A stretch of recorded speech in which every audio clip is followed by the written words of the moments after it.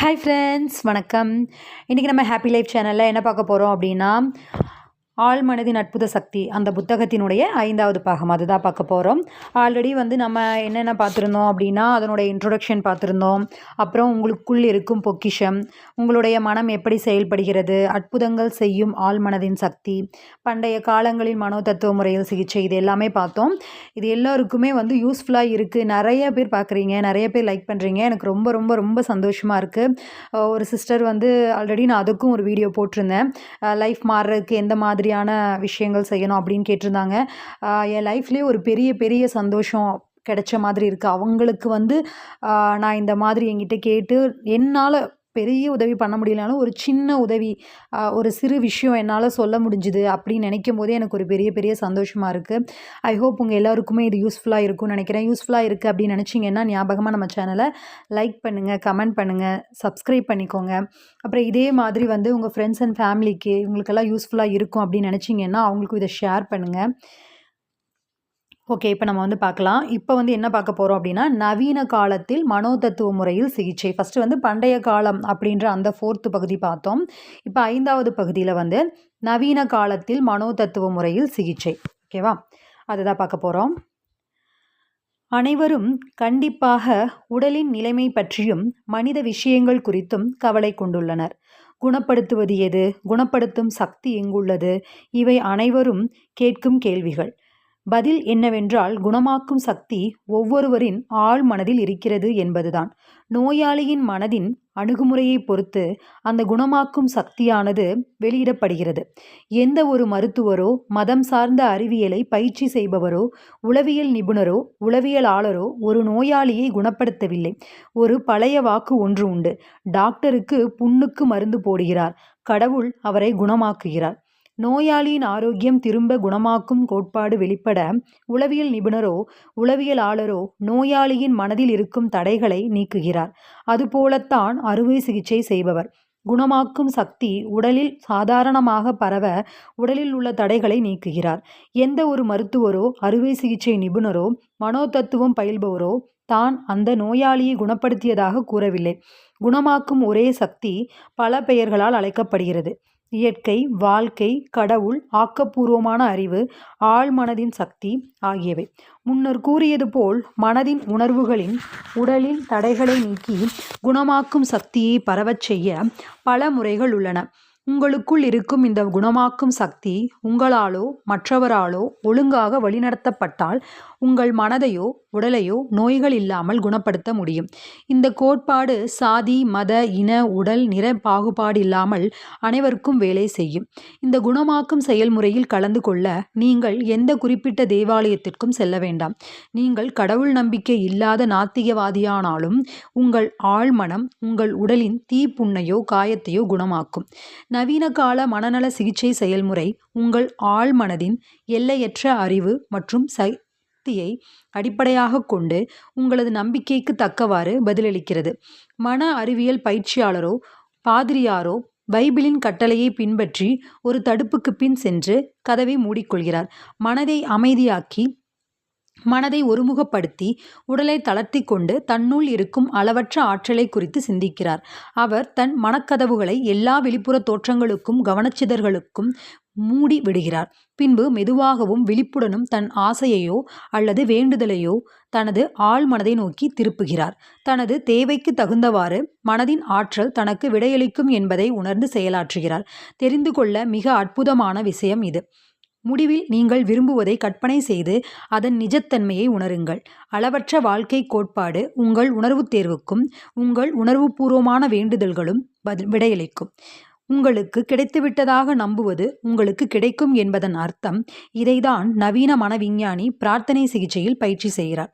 அடுத்து, குணமாக்குதலின் ஒரே செயல்முறை. ஃப்ரெண்ட்ஸ், உங்களுக்கு இந்த புக்கு வாங்கணும், இந்த புக்கை நீங்கள் பர்ச்சேஸ் பண்ணி படிக்கணும் அப்படின்னு நினச்சிங்கன்னா இந்த புக்கு ரொம்ப ரொம்ப யூஸ்ஃபுல். ஓகேவா, நம்ம லைஃப்க்கு, நம்ம மனதை திடப்படுத்துறதுக்கு, நம்ம மனதுக்கு தேவையான விஷயங்களை நாம் அறிவுறுத்துறதுக்கு, நம்ம உடலை நாமே குணப்படுத்துவதற்கு, இந்த மாதிரியான விஷயங்களுக்கு எல்லாமே ஆழ்மனம் அப்படின்றது ரொம்ப முக்கியம் இல்லையா? ஸோ இந்த புக்கு நீங்கள் வாங்கணும் அப்படின்னு நினச்சிங்கன்னா நான் டிஸ்கிரிப்ஷனில் கீழே லிங்க் கொடுத்துருக்கேன். கீழே இதில் காமிச்சிருக்கேன் இல்லையா? ஸோ இந்த மாதிரி லிங்க் கொடுத்துருக்கேன். எல்லா ஆழ்மன சக்தி புத்தகத்தினுடைய பாகங்களையும் நான் கீழே இந்த புக்கு கொடுத்துருக்கேன். ஸோ அதில் நீங்கள் இந்த மாதிரி லிங்கை டச் பண்ணிங்க அப்படின்னா அதில் போய் நீங்கள் பே பண்ணி வாங்கிக்கலாம். இப்போ டிஸ்கவுண்ட்டில் தான் போயிட்டுருக்கு, ஓகேவா? ஆஃபரில் போயிட்டுருக்கு. ஸோ நீங்கள் வேணும் அப்படின்னு நினச்சிங்கன்னா இந்த புக்கை பர்ச்சேஸ் பண்ணிக்கலாம். இது ரொம்ப யூஸ்ஃபுல்லான புக்கு, ஓகேவா? நானும் இதில் தான் பர்ச்சேஸ் பண்ணேன். ஸோ உங்களுக்கு இது யூஸ்ஃபுல்லாக இருக்கும் அப்படின்னு நினச்சி நான் இதை உங்களுக்கு ஷேர் பண்ணுறேன். ஓகே. குணமாக்குதலில் ஒரே ஒரு பிரபஞ்ச விதிதான் அனைத்து ஜீவன்கள் மூலமாகவும் செயல்படுகிறது. நாய், பூனை, மரம், செடி, காற்று, பூமி இவை உயிருள்ளவை. இந்த விதியே விலங்குகள், மரங்கள், தாதுக்கள் இவைகளுக்குள் உள்ளுணர்ச்சியாகவும் வளர்ச்சி விதியாகவும் செயல்படுகிறது. இந்த வாழ்க்கை தத்துவத்தை பற்றி மனிதன் விழிப்புணர்வோடு அறிந்திருக்கிறான். மேலும் அதனை விழிப்புணர்வுடன் எண்ணற்ற வகையில் தன்னை ஆசீர்வதிக்க திருப்புகிறான். பிரபஞ்ச சக்தியை பயன்படுத்த பல்வேறு அணுகுமுறைகள், யுக்திகள், முறைகள் உள்ளது. ஆனால் குணமளிப்பதில் ஒரே ஒரு முறைதான் உள்ளது. அதுதான் நம்பிக்கை. உங்கள் நம்பிக்கைக்கேற்றாற்போல் நிகழ்கிறது. அடுத்து, நம்பிக்கை எனும் சட்டம். உலகத்தில் உள்ள அனைத்து மதங்களுக்கும் ஏதோ ஒருவித நம்பிக்கை இருக்கும். அந்த நம்பிக்கைகளை விளக்க பல வழிகள் உள்ளன. வாழ்வின் நியதி நம்புதல். உங்களை பற்றி நீங்கள் என்ன நம்புகிறீர்கள்? உங்கள் வாழ்க்கை பற்றி, இந்த பிரபஞ்சத்தை பற்றி நீங்கள் நம்புவதைப் போலவே நடக்கிறது. நம்பிக்கை உங்கள் மனதின் ஒரு எண்ணம். உங்களுக்கு பழக்கப்பட்ட எண்ணங்களுக்கு ஏற்ப உங்கள் வாழ்க்கையின் அனைத்து பகுதிகளுக்கும் அது ஆழ்மனதின் சக்தியை பரப்புகிறது. பைபிள் எந்த ஒரு சம்பிரதாயத்தையோ, சடங்கையோ, நிறுவனத்தையோ, மனிதனையோ, சூத்திரத்தையோ பற்றி பேசவில்லை. நம்பிக்கை உங்கள் மனதின் ஒரு எண்ணம். உங்களுக்கு பழக்கப்பட்ட எண்ணங்களுக்கு ஏற்ப உங்கள் வாழ்க்கையின் அனைத்து பகுதிகளுக்கும் அது ஆழ்மனதின் சக்தியை பரப்புகிறது. உங்கள் மனதின் நம்பிக்கை உங்கள் மனதின் எண்ணம். நீ விசுவாசிக்க கூடுமானால் ஆகும். விசுவாசிக்கிறவனுக்கு எல்லாம் கூடும். ஏதோ ஒன்று உங்களை காயப்படுத்தும், உங்களுக்கு தீங்கு விளைவிக்கும் என்று நினைப்பது முட்டாள்தனமாகும். எது உங்களை காயப்படுத்தும் என்று நினைக்கிறீர்களோ அது உங்களை காயப்படுத்தாது. உங்கள் மனதில் உள்ள எண்ணம், அந்த நம்பிக்கைதான் அந்த விளைவை கொடுக்கும். உங்களது அனைத்து அனுபவங்களும், செயல்களும், நிகழ்வுகளும், சூழ்நிலைகளும் உங்கள் எண்ணங்களின் பிரதிபலிப்பே. அடுத்து, விஞ்ஞானபூர்வமாக திசை திருப்பப்பட்ட ஆழ்மனது மற்றும் உணர்மனதின் ஒருமித்த செயல்பாடே பிரார்த்தனை வைத்தியமாகும். உணர்மனதும் ஆழ்மனதும் குறிப்பிட்ட நோக்கத்திற்காக ஒருங்கிணைந்து இசைவுடனும் திறனுடனும் செயல்படுவதே பிரார்த்தனை சிகிச்சை ஆகும். அறிவியல் பூர்வமான பிரார்த்தனையில் அல்லது பிரார்த்தனை சிகிச்சையில் நீங்கள் என்ன செய்கிறீர்கள், ஏன் செய்கிறீர்கள் என்பது மிகவும் அவசியமாகிறது. நீங்கள் குணமளிக்கும் நியதியை நம்புகிறீர்கள். பிரார்த்தனை சிகிச்சை என்பது சில நேரங்களில் மன சிகிச்சை என்றும் அறிவியல் சார்ந்த பிரார்த்தனை என்றும் குறிப்பிடப்படுகிறது. பிரார்த்தனை சிகிச்சையில் நீங்கள் உணர்வுடன் அனுபவிக்க விரும்பும் ஒரு எண்ணத்தை தேர்ந்தெடுத்து அதை மனதில் படமாக்கி ஒரு திட்டம் தீட்டுகிறீர்கள். இந்த எண்ணம் அல்லது மனதில் வடித்த படத்தை ஆழ் மனதிற்கு தெரிவிப்பதற்கு உண்டான திறனை உணர்ந்து உண்மை நிலையில் உணர்வு பூர்வமாய் நடக்கும்படி செய்கிறீர்கள். உங்கள் மனதின் அணுகுமுறைக்கு உண்மையாக இருந்து நீங்கள் பிரார்த்தனை செய்து கொள்வது பலன் தரும். பிரார்த்தனை சிகிச்சை என்பது குறிப்பிட்ட பலனை எதிர்பார்த்து செய்யப்படும் மனதின் செயல். பிரார்த்தனை சிகிச்சையால் ஒரு குறிப்பிட்ட பிரச்சனையை தீர்க்க முடிவு செய்கிறீர்கள் என்று எடுத்துக்கொள்வோம். உங்கள் பிரச்சனை, நோய் எதுவோ அது உங்கள் ஆழ் மனதில் பதிந்துள்ள எதிர்மறையான எண்ணங்களால் தான் என்று உங்களுக்கு தெரியும். உங்கள் மனதை சுத்தப்படுத்தி கொண்டால் குணம் பெறலாம். அதனால் நீங்கள் உங்கள் ஆழ் மனதிற்குள் அனைத்து பிரச்சனைகளுக்குமான தீர்வு காண அளவற்ற சக்தியும் திறனும் ஆற்றலும் அடங்கியுள்ளது என்பதனால் அதன் பக்கம் திரும்புகிறீர்கள். இந்த உண்மைகளின் மேல் சிறிது நேரம் கவனத்தை செலுத்தினால் உங்கள் பயம் கரைந்து போகும். தவறான நம்பிக்கைகள் சரி செய்யப்படும். கிடைக்கும் பலனுக்கு நன்றி தெரிவித்து வழிகாட்டுதல் கிடைக்கும் வரை பிரச்சனையை பற்றி எண்ணாமல் சிறிது இடைவெளிக்கு பிறகு பிரார்த்தனை செய்கிறீர்கள். நீங்கள் வழிபடும் பொழுது எந்தவித எதிர்மறையான எண்ணத்திற்கும் சக்தி கொடுக்காமல் நிவாரணம் கிடைக்காது என்று ஒரு நொடி கூட நினைக்க மாட்டீர்கள். மனதின் இந்த அணுகுமுறை ஆழ் மனது மற்றும் உணர்மனதை நல்லிணக்கத்தோடு செயல்பட செய்து குணமாக்கும் சக்தியை வெளியிடுகிறது. அடுத்து, நம்பிக்கையால் குணமடைதல், அதன் அர்த்தம் மற்றும் கண்மூடித்தனமான நம்பிக்கை எப்படி வேலை செய்கிறது. இங்கு நாம் நம்பிக்கையால் குணமடைவது என்று சொல்வது பைபிளில் சொல்லப்படும் நம்பிக்கை அல்ல. இது ஆழ்மனதும் உணர்மனதும் இணக்கத்தோடு செயல்படுகிறது என்கிற அறிவே ஆகும்.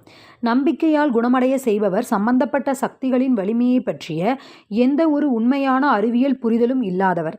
அவரிடம் குணமடையச் செய்யும் சக்தி உள்ளது என்று அவர் கூறிக்கொள்ளலாம். நோயாளியின் கண்மூடித்தனமான நம்பிக்கையோ அவரது சக்தியோ அந்த விளைவுகளை கொடுக்கலாம். தெற்கு ஆப்பிரிக்கா மற்றும் இதர உலக நாடுகளை சேர்ந்த மருத்துவர்கள் பில்லி சூனியம் மற்றும் மந்திரங்கள் பிரயோகித்து குணமடைய செய்யலாம் அல்லது புனித ஆத்மாக்களின் எலும்பை தொடுவதால் குணமாகலாம் அல்லது உண்மையில் அந்த நோயாளி நம்பும் ஏதோ ஒரு முறையினால் குணமாகலாம்.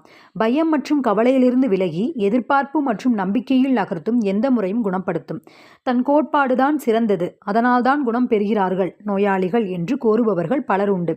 அது உண்மையாக இருக்க முடியாது என்று ஏற்கனவே இந்த பகுதியில் விளக்கியுள்ளோம். கண்மூடித்தனமான நம்பிக்கை எப்படி வேலை செய்கிறது என்றதை விவரிக்க சுவிஸ் நாட்டு மருத்துவர் பிரான்ஸ் அன்டன் மெஸ்மர் பற்றி நாம் ஏற்கனவே பேசியிருந்தோம். 1776 அவர் செயற்கையான காந்தத்தை வைத்து நோய்வாய்ப்பட்டவர்களை தடவி சிகிச்சை அளித்ததாக கூறினார்.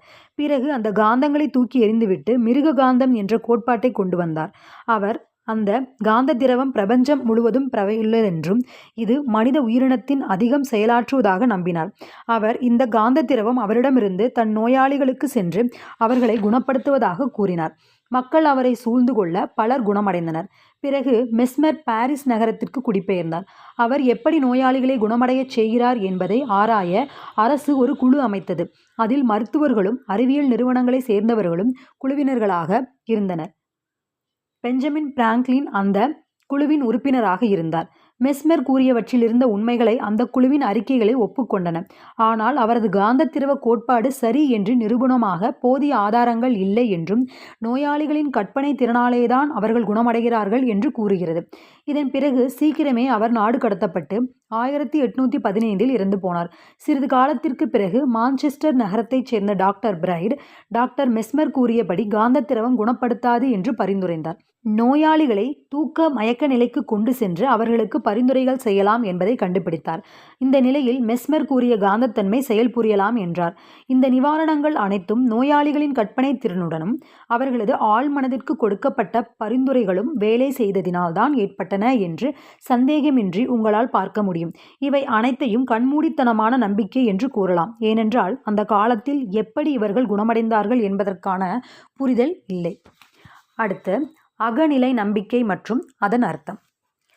ஃப்ரெண்ட்ஸ், நீங்கள் எடுத்த உடனே இந்த பார்ட்டை பார்க்குறத விட ஆல்ரெடி நான் அந்த 4 பார்ட்டும் நான் ஆல்ரெடி போட்டிருக்கோம். இன்ட்ரொடக்ஷனோடு சேர்ந்து 5 பகுதியாக நான் உங்களுக்கு போட்டிருக்கேன். ஸோ நீங்கள் ஆழ்மனதின் அற்புத சக்தி அந்த பிளேலிஸ்ட்டை பார்த்து அதில் இருக்கக்கூடிய எல்லா விஷயங்களையும் நீங்கள் கண்டினியூவாக கேட்டுட்டு அதுக்கப்புறம் இது வந்தீங்க அப்படின்னா அடுத்தடுத்து என்னென்ன விதத்தில் அவங்க சொல்கிறாங்க, என்னென்ன விஷயத்தை செயல்படுத்துகிறாங்க அப்படின்றது உங்களுக்கு புரியும். ஸோ அது எல்லாமே உங்களுக்கு யூஸ்ஃபுல்லாக இருக்கணும் அப்படின்னா நீங்கள் ஸ்டார்டிங்லேருந்து என்னென்ன விஷயங்கள் அப்படின்றத கேட்டுட்டு அதுக்கப்புறமா இந்த பாகங்களை கேளுங்க. ஓகேவா? உங்களுக்கு இந்த புக்கு வாங்கணும் அப்படின்னா நான் கீழே டிஸ்கிரிப்ஷனில் லிங்க் கொடுத்துருக்கேன். இதில் காட்டியிருக்கிற மாதிரி நீங்கள் அந்த டிஸ்கிரிப்ஷனில் இருக்கக்கூடிய லிங்கை பயன்படுத்தி அதிலே பே பண்ணி வாங்கிக்கலாம். இப்போ ஆஃபரில் இருக்குது. ஸோ தயவுசெய்து உங்களுக்கு இந்த புக்கு வாங்கணும் அப்படின்னு நினச்சிங்கன்னா நானும் அந்த லிங்க்கில் தான் அதில் தான் வாங்கினேன். ஸோ நீங்களும் வாங்கணும் அப்படின்னு நினச்சிங்கன்னா அதிலே பர்ச்சேஸ் பண்ணிக்கலாம். உங்களுக்கும் யூஸ்ஃபுல்லாக இருக்கும். ஞாபகமாக லைக் பண்ணுங்கள், கமெண்ட் பண்ணுங்கள், மறக்காமல் சப்ஸ்கிரைப் பண்ணுங்கள். ஓகே. அகநிலை நம்பிக்கை மற்றும் அதன் அர்த்தம். ஒருவரின் புறநிலை மனது அல்லது உணர் மனதினால் தன் அகநிலை அல்லது ஆழ் மனதையோ அல்லது பிறரது ஆழ் மனதையோ அடக்க முடியும் என்பதை நீங்கள் நினைவு கூறலாம். புறநிலையில் எத்தகைய நம்பிக்கையாக இருந்தாலும் நேரடியாகவோ அல்லது மறைமுகமாகவோ கொள்ளும் நம்பிக்கையினால் ஆழ்மனம் அதனை ஏற்கும். மேலும் உங்கள் ஆசைகள் நிறைவேறும். மனதை குணப்படுத்த தேவைப்படுவது அகநிலை நம்பிக்கையே. அது நாம் புறநிலை மனதில் எதிர்ப்பை நிறுத்தும் போதுதான் அடையப்படும். ஆனால் சிகிச்சையின் பொழுது உணர்மனம் மற்றும் ஆழ்மனம் இரண்டின் நம்பிக்கைகளையும் ஒரு சேர பெறுவது அவசியம்.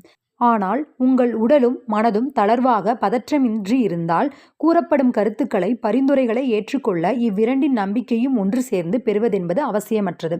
அதுபோன்று தூக்க நிலைக்கு சென்று விடும்போது நீங்கள் அகநிலை பதிவுகளுக்கு மறைமுகமாக இணங்கி விடுகிறீர்கள்.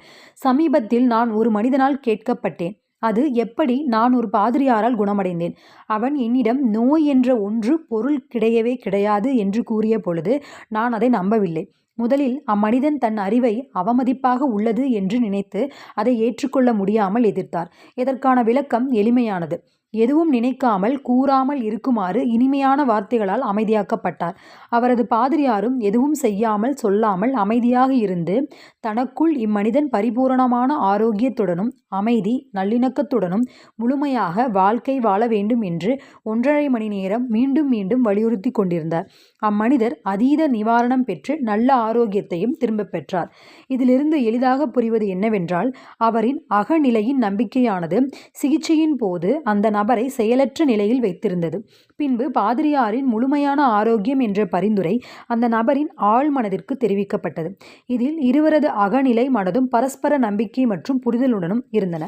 நோயாளியின் மனதில் சிகிச்சை முறையை பற்றிய சந்தேகங்கள் எழும்பிய பொழுது அது பகையுணர்வுடனும் சுய பரிந்துரைகளாக வெளிப்பட்டன.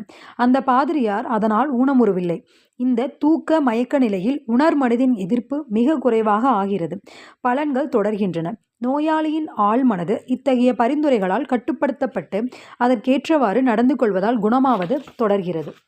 அடுத்து, மறைமுகமாக சிகிச்சை செய்வது. நியூயார்க்கில் வாழும் உங்கள் அம்மாவின் உடல் நலமில்லை என்று லாஸ் ஏஞ்சல்ஸில் வாழும் நீங்கள் அறிகிறீர்கள். உங்கள் அம்மா நீங்கள் இருக்கும் இடத்தில் உடல் அளவில் இருக்க மாட்டார். ஆனாலும் உங்களால் அவருக்காக பிரார்த்தனை செய்ய முடியும். உள்ளிருந்து வேலை செய்வது தந்தை. ஆழ்மனதின் ஆக்கப்பூர்வ நியதி உங்களுக்கு பணிந்து வேலையை செய்யும்.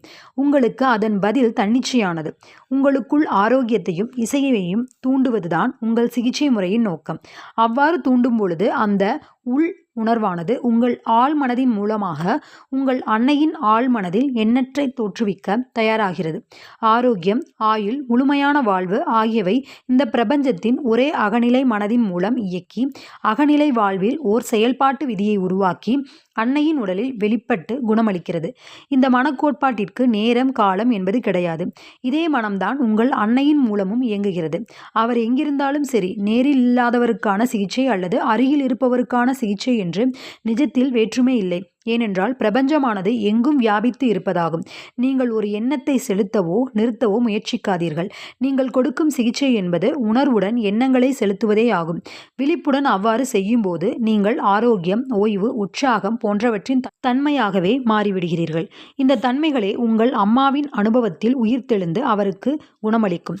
அருகில் இல்லாமல் தொலைவில் உள்ள ஒருவருக்கு சிகிச்சை அளிப்பதற்கான ஒரு சரியான உதாரணம் கீழே கொடுக்கப்பட்டுள்ளது. சமீபத்தில் லாஸ் ஏஞ்சல்ஸ் நகரத்தில் எங்கள் வானொலி மையத்திற்கு வந்திருந்த ஒரு பெண் நியூயார்க்கில் உள்ள இருதய நோயால் பாதிக்கப்பட்ட தன் அம்மாவிற்காக பின்வருமாறு பிரார்த்தனை செய்தார். என் அம்மா உள்ள அதே இடத்தில்தான் குணமாக்கும் ஒளியும் உள்ளது. அவரது உடலில் இந்த நிலை அவரது எண்ணங்களின் பிரதிபலிப்பு. திரையில் ஒளியிடப்படும் நிழலைப் போல திரையில் வரும் படத்தை மாற்ற நான் அதை ஒளிபரப்பும் நாடாவாக மாற்ற வேண்டும் என்று எனக்கு தெரியும். என் மனம்தான் அந்த ஒளிபரப்பும் நாடா. இப்பொழுது நான் என் மனதில் முழுமை, நல்லிணக்கம், சரியான ஆரோக்கியம் ஆகியவற்றை தீட்டுகிறேன். என் அம்மாவின் உடல் மற்றும் உறுப்புகளை படைத்த அளவற்ற குணமாக்கும் சக்தி இப்பொழுது அவரது உடலின் ஒவ்வொரு அணுவிலும் நுழைந்து அமைதி என்னும் ஆறாக ஓடுகிறது. மருத்துவர்கள் தெய்வீக சக்தியால் வழிநடத்தப்படுகிறார்கள். எவரொருவர் என் அம்மாவை தொடுகிறாரோ சரியானதை மட்டுமே செய்ய வழிநடத்தப்படுகின்றனர். நோய் என்பது இறுதியான உண்மை இல்லை என்று எனக்கு தெரியும். அப்படி இருந்தால் யாருமே குணமடைய மாட்டார்கள். இப்பொழுது நான் அளவற்ற அன்பு மற்றும் வாழ்விற்கு என்னை தயார் செய்து கொண்டு என் அம்மாவின் உடலில் ஆரோக்கியம், அமைதி மற்றும் நல்லிணக்கம் பிரதிபலிக்க ஆணையிடுகிறேன். மேற்கண்ட வகையில் அவள் ஒரு நாளில் பலமுறை பிரார்த்தனை செய்தார். அவர் அம்மாவும் சில நாட்களிலேயே வல்லுநர்கள் ஆச்சரியப்படும் வகையில் குறிப்பிடத்தக்க அளவில் மீண்டு வந்தார். அவர்கள் அந்த பெண்மணியின் சிறப்பான நம்பிக்கையையும் கடவுளின் சக்தியையும் மெச்சினர். முடிவாக அந்த மகளின் மனதில் வந்து ஆக்கப்பூர்வ சக்தியின் நியதியை செயலில் ஆற்றி அகநிலை வாழ்க்கையில் அவள் மூலமாக அவள் அம்மாவின் உடலில் முழுமையாக ஆரோக்கியம் மற்றும் நல்லிணக்கத்தையும் உருவாக்கியது. அடுத்து, ஆழ்மனதின் இயக்கச் செயலை விடுவிப்பது. உளவியல் நிபுணரான என் நண்பர் அவரது ஒரு நுரையீரல் பாதிக்கப்பட்டதாக கூறினார். கதிர்வீச்சு மற்றும் ஆய்வுகள் காசநோய் உள்ளதாக காட்டியது. இரவு உறங்கச் செல்லும் முன் அவர் அமைதியாக தனக்குத்தானே கூறிக்கொள்வார், என் நுரையீரலுக்குள் இருக்கும் ஒவ்வொரு அணுவும், நரம்பும், தசையும், சதையும் இப்பொழுது முழுமையானதாகவும் தூய்மையானதாகவும் சரியானதாகவும் ஆகிக் கொண்டிருக்கிறது. என் முழு உடலிலும் ஆரோக்கியமும் நல்லிணக்கமும் திரும்புகின்றது. இது அவரது சரியான வார்த்தைகள் இல்லை, ஆனால் அவர் நம்பியவற்றை உறுதி செய்கின்றன. ஒரு மாதத்தில் முழுமையான குணம் தொடர்ந்தது. அதைத் தொடர்ந்து எடுக்கப்பட்ட கதிர்வீச்சு பரிசோதனைகள் அவர் முழுவதுமாக குணமடைந்ததை காட்டியது. அவர் முறையை தெரிந்து கொள்ள விரும்பினேன். அதனால் அவர் தினமும் தூங்குவதற்கு முன் கூறிய வார்த்தைகளை கேட்டேன். இதோ அவர் விடை. ஆழ்மனதின் இயக்கச் செயல் நீங்கள் தூங்கும் நேரம் முழுவதும் தொடர்கிறது. அதனால் நீங்கள் தூங்கும் போகும் முன்னர் உங்கள் ஆழ்மனதிற்கு ஒரு நல்ல வேலை கொடுங்கள். இது ஒரு நல்ல விடை. நல்லிணக்கம் மற்றும் முழுமையான ஆரோக்கியத்தை பற்றி நினைக்கும் பொழுது அவர் தனது பிரச்சனையை குறிப்பிடவில்லை. உங்கள் நோய்க்கு ஒரு பெயரிடுவதை நிறுத்துங்கள். என்று நான் உறுதியாக பரிந்துரைக்கிறேன். அந்த நோய்கள் உங்கள் பயம் மற்றும் அதற்கு நீங்கள் கொடுக்கும் கவனம் ஆகியவற்றால் மட்டுமே வளர்கிறது. உளவியல் நிபுணர் கூறியது போல் மனதின் அறுவை சிகிச்சை நிபுணர் ஆகிவிடுங்கள். இறந்த மரத்திலிருந்து வெட்டப்படும் கிளைகளைப் போல் உங்கள் பிரச்சனைகளும் வெட்டி எறியப்படும். நீங்கள் தொடர்ந்து உங்கள் வலிகளுக்கும் அதற்கான அறிகுறிகளுக்கும் பெயர் கொடுத்து கொண்டே இருந்தால் இயக்கச் செயலை முடக்கி விடுகிறீர்கள். அதன் பொருள் உங்கள் ஆழ் மனதிலிருந்து குணமாக்கும் சக்தி வெளியிடப்படாது. மேலும் உங்கள் சொந்த மனதின் நியதிப்படி இந்த கற்பனைகள் உருவம் கொள்ளும். அதைதான் நான் பெரிதும் அஞ்சுகிறேன். உங்கள் மனதை வாழ்க்கையின் உண்மைகள் கொண்டு நிரப்பி அன்பின் ஒளியில் முன்னேறுங்கள். இப்போ இதனுடைய கடைசி பகுதி ஒரு சில குறிப்புகள்னு சொல்லி ஒவ்வொரு பகுதியிலையும் கொடுப்பாங்களே, ஒவ்வொரு பார்ட்லையும். ஸோ அந்த மாதிரி இதில் வந்து ஆரோக்கியத்திற்கு உதவும் ஒரு சில குறிப்புகள்னு கடைசியில் கொடுத்துருக்காங்க. ஃப்ரெண்ட்ஸ், நம்ம சேனலை இப்போ தான் நீங்கள் ஃபஸ்ட் டைம் பார்க்குறவங்களா இருந்தீங்கன்னா ஞாபகமாக நம்ம சேனலை சப்ஸ்கிரைப் பண்ணிக்கோங்க. இந்த வீடியோவை மறக்காமல் லைக் பண்ணுங்கள். நான் வந்து டைமிங் எடுத்து இதில் வந்து நான் மானிட்டைஸ் அப்படின்றதெல்லாம் எதுவுமே இல்லாமல் ஜஸ்ட் உங்களுக்கு இது ஷேர் பண்ணணும் அப்படின்ற நோக்கத்துக்காக மட்டும்தான் வந்து நான் இந்த விஷயத்தை வந்து உங்களுக்கு ஷேர் பண்ணுறேன். ஸோ தயவு செய்து like, comment, share and subscribe பண்ணி நம்மளுடைய சேனலை சப்போர்ட் பண்ணுங்கள். அப்போ தான் இது மாதிரி நான் நிறைய புத்தகங்கள் போடுறதுக்கு எனக்கும் ஒரு பெரிய மோட்டிவாக அமையும். அப்புறம் வந்து இந்த புத்தகத்தை உங்களுக்கு வாங்கணும் அப்படின்னு தோணுச்சு, நீங்களும் வாங்கி படிக்கணும், பயன் பெறணும். இது வந்து லைஃப்க்கு வந்து கண்டிப்பாக ஒரு மிகப்பெரிய ரொம்ப ஒரு முக்கியமான ஒரு புக்கு. இது எப்பவுமே நம்ம லைஃப்க்கு ரொம்ப யூஸ்ஃபுல்லாக இருக்கக்கூடிய புக்ஸு. நம்ம எதிர்மறை எண்ணங்களை வந்து எப்படி நேர்மறையாக மாற்றிக்கிறது, எப்படி காட்சிப்படுத்தி நம்மளுடைய எண்ணங்களை நாம் நிறைவேற்றுவது, கோல்ஸ் எப்படி அச்சீவ் பண்ணுறது, அந்த மாதிரியான விஷயங்களுக்கெல்லாம் இது ரொம்ப யூஸ்ஃபுல்லாக இருக்கும். ஸோ உங்களுக்கு இந்த புக்ஸ் வேணும் அப்படின்னு நினச்சிங்கன்னா நான் கீழே டிஸ்கிரிப்ஷனில் வந்து கீழே இப்படி காமிச்சிருக்கேன் இல்லையா, ஸோ அந்த மாதிரி வந்து கீழே டிஸ்கிரிப்ஷனில் லிங்க் கொடுத்துருக்கேன். ஆழ்மனதின் அற்புத சக்தின்னு அந்த லிங்க்கை வந்து நீங்கள் டச் பண்ணி அதில் வந்து பே பண்ணி நீங்கள் இந்த புக்கை பர்ச்சேஸ் பண்ணிக்கலாம். ஓகே, இப்போ லாஸ்ட்டு உங்கள் ஆரோக்கியத்திற்கு உதவும் சில குறிப்புகள். உங்களை எது குணமாக்குகிறது என்பதை அறிந்து கொள்ளுங்கள். ஆழ்மனதிற்கு கொடுக்கப்படும் சரியான ஆணைகள் உங்கள் உடலை குணப்படுத்தும் என்பதை உணருங்கள். உங்கள் ஆசைகளை உங்கள் ஆழ்மனதின் பக்கம் திருப்பி விடுவதற்கான ஒரு நல்ல திட்டத்தை உருவாக்குங்கள். நீங்கள் விரும்பும் முடிவை கற்பனை செய்து அது நிஜமாக இருந்தால் எப்படி உணர்வீர்களோ அப்படி உணருங்கள். அதை பின்பற்றுங்கள். சிறந்த பலன்கள் தொடரும். நம்பிக்கை என்பது என்ன என்று முடிவு செய்யுங்கள். நம்பிக்கை என்பது நீங்கள் உங்கள் மனதில் உருவாக்கும் ஒரு எண்ணம் என்பதை அறிந்து கொள்ளுங்கள். உங்களை காயப்படுத்தும், சோர்வாக்கும் எதையும் நம்புவது மூடத்தனம். முழுமையான ஆரோக்கியம், செழிப்பு, அமைதி, செல்வம் மற்றும் தெய்வீக வழிகாட்டுதலின் மீது நம்பிக்கை வையுங்கள். நீங்கள் எப்பொழுதுமே சிறந்த உன்னதமான எண்ணங்களை சிந்திப்பதை வழக்கமாக்கிக் கொள்ளுங்கள். பிரார்த்தனையின் சக்தியை உங்கள் வாழ்க்கையில் பிரயோகம் செய்யுங்கள். ஒரு திட்டம், எண்ணம், மனதின் படம் ஆகியவற்றை தெரிந்தெடுத்து உணர்ச்சிபூர்வமாக அந்த எண்ணத்துடன் இணைந்திடுங்கள். அந்த மனதின் அணுகுமுறைக்கு உண்மையாக இருங்கள். உங்கள் பிரார்த்தனைக்கு விடை கிடைக்கும். உங்களுக்கு குணமாக்கும் சக்தியை நம்பிக்கை மூலம் நீங்கள் பெறலாம். உங்கள் ஆழ் மனதும் உணர்மனதும் ஒருங்கிணைந்து வேலை செய்கின்றன என்று அதன் அர்த்தம். இதை எப்பொழுதுமே நினைவில் கொள்ளுங்கள். நம்பிக்கை புரிதலால் ஏற்படுகிறது. கண்மூடித்தனமான நம்பிக்கை என்பது சம்பந்தப்பட்ட சக்திகளின் வலிமையின் எந்தவித அறிவியல் புரிதலும் இல்லாமல் விளைவுகள் பெறுவதுதான். நோயால் பாதிக்கப்பட்டிருக்கும் உங்கள் அன்பிற்கு பாத்திரமானவர்களுக்காக பிரார்த்தனை செய்ய கற்றுக்கொள்ளுங்கள். உங்கள் மனதை நிலையாய் நிறுத்தி ஆரோக்கியம், ஆயுள், முழுமை ஆகியவற்றை பற்றிய சிந்தனைகள் கொண்டால் பிரபஞ்ச அகநிலை மனதோடு இணைந்து செயல்புரிந்து உணரப்பட்டு உங்கள் அன்பானவர்கள் மனதில் உயிர்த்தெழும். ஓகே ஃப்ரெண்ட்ஸ், இந்த பாகம் வந்து முடிஞ்சு. நம்ம அடுத்து 6வது மனதின் சக்தி கொண்டு குணமாக்க சில நடைமுறை யுக்திகள்னு அடுத்ததில் கொடுத்துருக்காங்க. அது நம்ம அடுத்த பாகத்தில் பார்க்கலாம். உங்களுக்கு இது பிடிச்சிருக்கு, யூஸ்ஃபுல்லாக இருக்குது அப்படின்னு நினச்சிங்கன்னா ஞாபகமாக நம்ம சேனலை like, comment, share and subscribe பண்ணி நம்ம சேனலை சப்போர்ட் பண்ணுங்கள். ஓகே ஃப்ரெண்ட்ஸ், உங்கள் எல்லோருக்கும் எல்லா நாளுமே எல்லா ஆசைகளும் நிறைவேறி உங்களோட எல்லா நாளும் இனிய நாளாக அமைய என்னுடைய வாழ்த்துக்கள். பாய்.